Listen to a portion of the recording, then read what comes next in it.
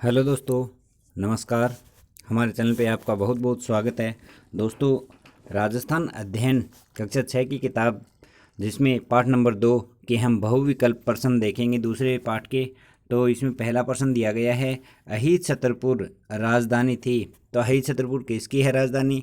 मत्स्य प्रदेश की, जांगल प्रदेश की, सूरसेन प्रदेश की और सीवी पद की, जो सीवी महाजनपद था उसकी। तो इसका सही आंसर कौन सा होगा? तो इसका सही आंसर होगा जांगल प्रदेश। एक बात और बता दूं कि जो अही छतरपुर है, इसका जो नया नाम है, वर्तमान में जो नाम है वो है नागौर। यानी नागौर का जो पुराना नाम है वो अही छतरपुर है। जो जांगल प्रदेश है, इस जांगल प्रदेश में वर्तमान में कौन कौन से ज़िले आते हैं वो भी बात कर लेते हैं। तो इसमें बीकानेर, नागौर और जोधपुर का कुछ भाग आता था। बीकानेर, नागौर और जोधपुर के कुछ भाग आते थे इसमें अही छतरपुर जिसकी राजधानी थी। अब अगला प्रश्न देखते हैं हम, दूसरा प्रश्न। तो दूसरा प्रश्न दिया गया है, मत्स्य जनपद का उल्लेख ऋग्वेद में मिलता है, इसकी राजधानी थी। यानी जो मत्स्य जनपद है तो उसका उल्लेख ऋग्वेद में मिलता है, ये जानकारी याद रखनी है। तो इसकी जो राजधानी है वो कौन सी है? तो इसमें ऑप्शन दिया गया है विराटनगर, जोधपुर, कोटा, अही छतरपुर। तो इसका सही आंसर कौन सा होगा? विराटनगर, जिसे क्या कहते हैं, इसका दूसरा नाम वैराट भी है। तो इस जो मत्स्य जनपद है इसमें कौन कौन से ज़िले आते हैं वो मैं आपको बता दूं कि अलवर एक और दूसरा जयपुर का जो मध्य भाग है वो इसमें शामिल हैं। किसमें? मत्स्य जनपद में। इसकी राजधानी विराटनगर है। अगला प्रश्न हम देखते हैं कि वह जनपद जिसकी राजधानी मथुरा थी, यानी वह कौन सा जनपद है जिसकी राजधानी मथुरा थी और जिसका वर्णन बयाना प्रशस्ति में मिलता है। यानी जो बयाना प्रशस्ति है उसमें उसके राजवंशों का वो उसका वर्णन मिलता है। कौन सा जनपद है? तो इसमें ऑप्शन दिए गए हैं, पहला दिया गया है सीवी, दूसरा दिया गया है मालवय, तीसरा दिया गया है सूरसेन और चौथा दिया गया है मत्स्य। तो इसका सही आंसर बताना है अपने को। तो इसका सही आंसर कौन सा होगा? सूरसेन। तो सूरसेन है जिसकी राजधानी मथुरा थी और जो बयाना प्रशस्ति में इसका उल्लेख मिलता है। तो ये सूरसेन है, इसमें कौन कौन से क्षेत्र आते हैं उसके बारे में भी हम चर्चा करते हैं। तो इसमें भरतपुर, धौलपुर और करौली के अधिक दर भाग आते हैं इसमें। यानी भरतपुर, धौलपुर और करौली के अधिकतर भाग इसमें आते हैं सूरसेन में। अगला प्रश्न हम देखते हैं। अगला प्रश्न दिया गया है कि आधुनिक उदयपुर के पूर्व, पश्चिम तथा उत्तर का संभागीय प्रदेश में एक जाति रहती थी जिसके नाम पर जनपद रखा गया, जिसकी राजधानी माध्यमिक का थी। वह कौन सा जनपद है? यानी जिसकी राजधानी का नाम क्या था? माध्यमिका। तो वह कौन सा जनपद है? इसमें अपने को दिया गया ऑप्शन, एक तो अर्जुनाइन, दूसरा सूरसेन, तीसरा मेवाड़ और चौथा सीवी।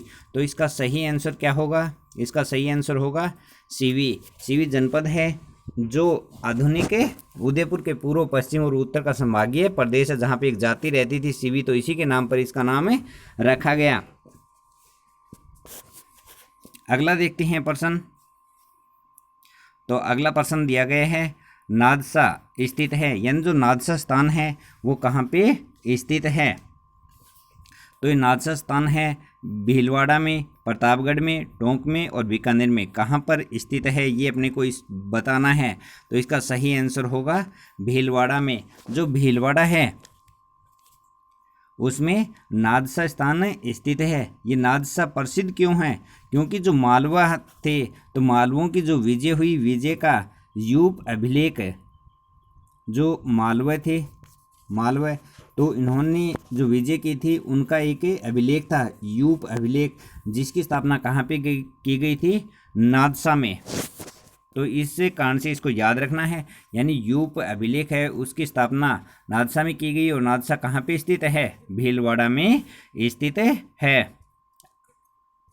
अगला प्रश्न देखते हैं हम।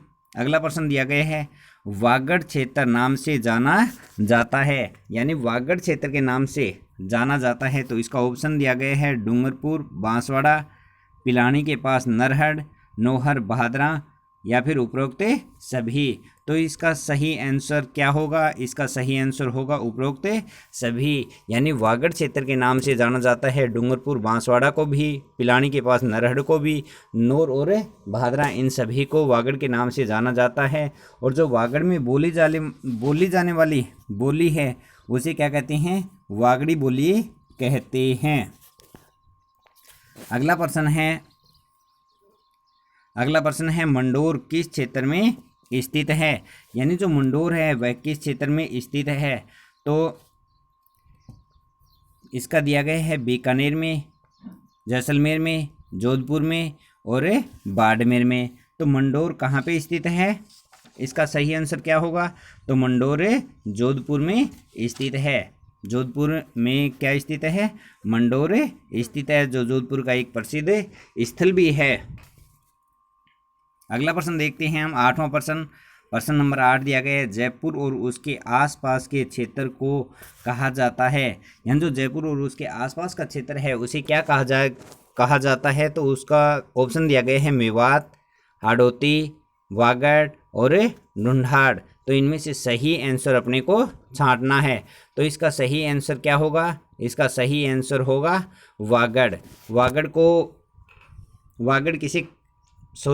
इसका सही आंसर होगा ढूंढाड़। ढूंढाड़ जयपुर और उसके आसपास का क्षेत्र ढूंढाड़ कहलाता है। और इस क्षेत्र में जो बोली जाने वाली बोली है वो कौन सी बोली होगी? ढूंढाड़ी। कौन सी होगी? ढूंढाड़ी बोली होगी। और जो ये क्षेत्र है इसमें कछवा राजपूतों ने यहाँ के स्थानीय जनजाति मीणा और बड़गुजरों को हराकर अपने राजवंश की नींव डाली थी। किसने? कछवा राजवंश ने। कछवा है राजवंश था, इन्होंने जो यहाँ के मीणा और बड़गुजर थे उनको हराकर कछवा राजवंश की नींव डाली थी। अब अगला प्रश्न देखते हैं हम, 9वां प्रश्न है मेवात क्षेत्र कहलाता है। मेवात क्षेत्र कौन सा कहलाएगा? डूंगरपुर बांसवाड़ा का क्षेत्र, अलवर भरतपुर का क्षेत्र जहाँ मेव जाति रहती है, जयपुर के आसपास का क्षेत्र या फिर बाड़मेर का क्षेत्र। तो जो मेवात क्षेत्र कहलाएगा वो उसका ऑप्शन होगा 2 नंबर सही, यानी कि अलवर भरतपुर का वह क्षेत्र जहाँ मेव जाति रहती है। तो ये क्षेत्र क्या कहलाता है? मेवात। क्या कहलाएगा? मेवात कहलाएगा।